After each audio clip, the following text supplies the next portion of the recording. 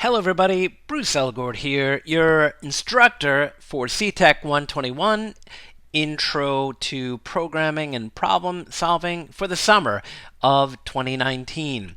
The purpose of this video is to go over the Canvas shell with you. That's what we call it, a shell, the course on Canvas.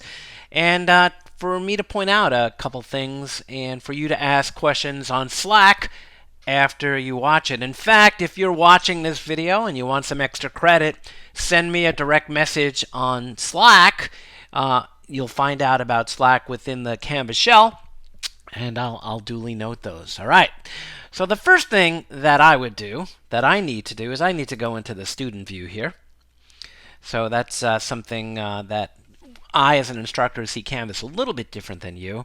And a couple things. The first thing I want you to do is go to the syllabus tab here on the left-hand side and download and read through the syllabus. It has information about the textbook, about the course itself, about certain dates, learning outcomes, grades, and all that other kind of good stuff. It also has a tentative weekly schedule, which you'll also find in Canvas. So give that a look.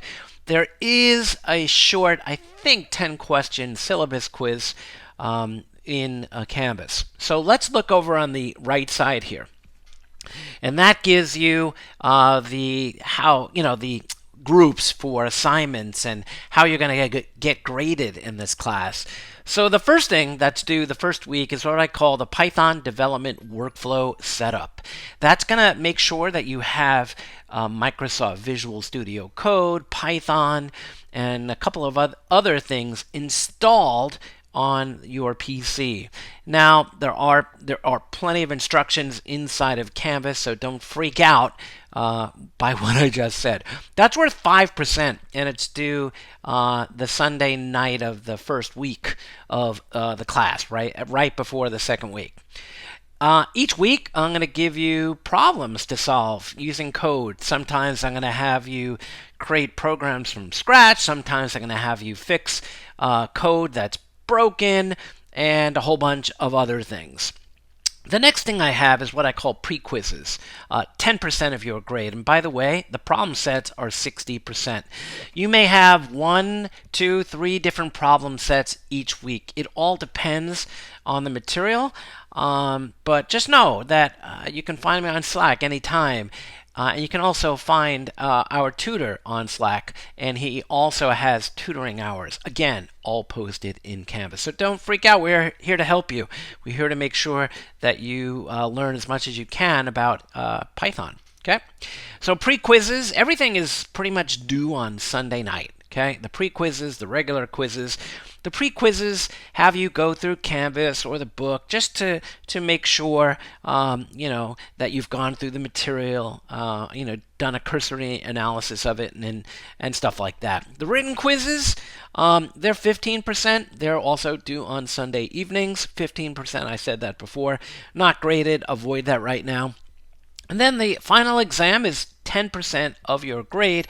And during the last week of school, I give you two exams. One is to comment some code that I've developed and fill in the blanks with some code, and the other is like a multiple choice true false type of exam. Okay, so 100%. There you go.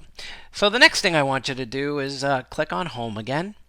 And you'll notice that I have Module 0 here. And Module 0 has things you'll need for the course. Welcome to the course, Canvas course overview. That's where this video was, is the outcomes for the course, the weekly class schedule, the syllabus, the important dates about the quarter that you need to know as a student, the tutoring schedule, the labs that we have in case you don't have a computer, in case you need to use the labs at Clark, communication, that's what I expect of you as far as communicating with myself and others, getting started with Slack. That's the program I use to keep us as a class engaged in discussions and so forth. While I do check my mail and I do like I do monitor Canvas mail. I really prefer that students use Slack. You can ask questions, you can post code, share code to get some feedback on. Yeah, so that's Slack. And in this document here, there's a whole bunch of information about Slack and how to install it on your phone, your computer, or use it through a web browser. All right. I've been using it for several years, and it's worked out really well. Some resources for the textbook. The textbook is it's called Zelly. That's the name of the textbook. It's I forgot the exact name. Actually, let's see right here. I always forget the name. I forget too. Of course, it's not here. It's in the syllabus, right? But it's like computer science, something with Python. All right. I should know that, but I don't. Useful links and resources. You want to go through that and bookmark these pages. They're going to help you. Let's see. And then the last week of the course, I've been offering students the opportunity to take a Microsoft what we call MTA exam. Microsoft does offer one in Python. And over the last 2 quarters for Python, 94% of the class has passed the exam. So there'll be more on this throughout the quarter. I'll give you study aids for this exam. And again, I highly encourage you to take that exam. There are 2 dates that I'll be offering the exam, and if you need to take it at night or something else, I'll do everything I can to accommodate you. All right. Now, the other thing I want you to notice is that each item says view, okay? That means you can't move ahead until all of the items are viewed. Now, while it's easy to click on something and get the view thing to go away, I really want you to make sure you read the material. I put it there for you, and if you find like errors or mistakes or something, let me know. Even on a quiz, if you find an error, just carry on, do the best you can. If I made a mistake, I own it, and don't worry about it, all right? So the way the modules are set up, okay, the first week is called Computers and Programs and the Python Development Workflow, is I have each module broken into units, okay? And you get to see, all the info in the unit. Some of these contain videos. Some of them contain text, like here, installing Python and Visual Studio Code. There's actually videos inside of here that will help you do certain things that I've put together. Okay, so that is that. One thing that I need to add here is how to get started with lynda.com.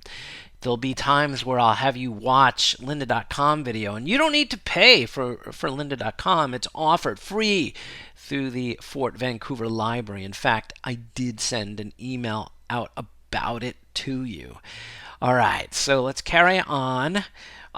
So the first thing is these skill building exercises. They're not graded. They're there to help you build your skills with Python. I highly recommend that you do them all and not just look at, say, my solutions, right? Because programming comes from developing muscle memory. You're not going to memorize how to program. The only way you're going to learn how to program is by doing, okay? So, couple of things, right? 2 assignments. The first thing is this Python development workflow. It's due July 14th by 11:59, and that's going to make sure that you have Python installed, Visual Studio Code, and a couple of other things, okay? I'm going to have you submit a screenshot. The next thing I need you to do is to sign up for what we call a GitHub account. Starting in week 2 of the class, you are not going to be uploading anything to Canvas for your assignments. You're going to be like what we call pushing your code to a GitHub repository. So stay tuned for information about that. But I need you to sign up and supply me with the email address that you signed up with. Okay, I do give you like a little review thing here for everything that was covered in chapter 1. And then here's that syllabus quiz. This is kind of the only thing that's like I have that's due midweek. So that's going to be on July 10th. The pre-quiz is due on Sunday, and the written quiz is due on Sunday as well.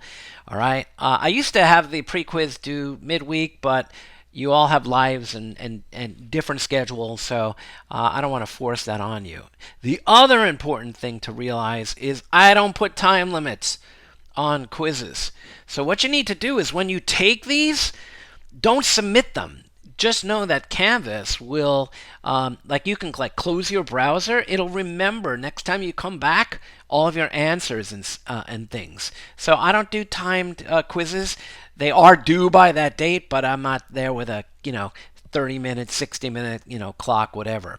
The quizzes are open book, open internet. I just don't want open friend and things like that. All right, and I have a module 2 preview so you can get a look at what kinds of things we'll be covering in module 2. All right, so I covered a lot here. Oh, the other thing, you see this recent announcements here? When I send out Canvas announcements, you'll find them here. I think it'll list 3, and you'll also see them in Slack. So they get sent to Slack automatically in what I call the announcements channel. All right. So that's about it.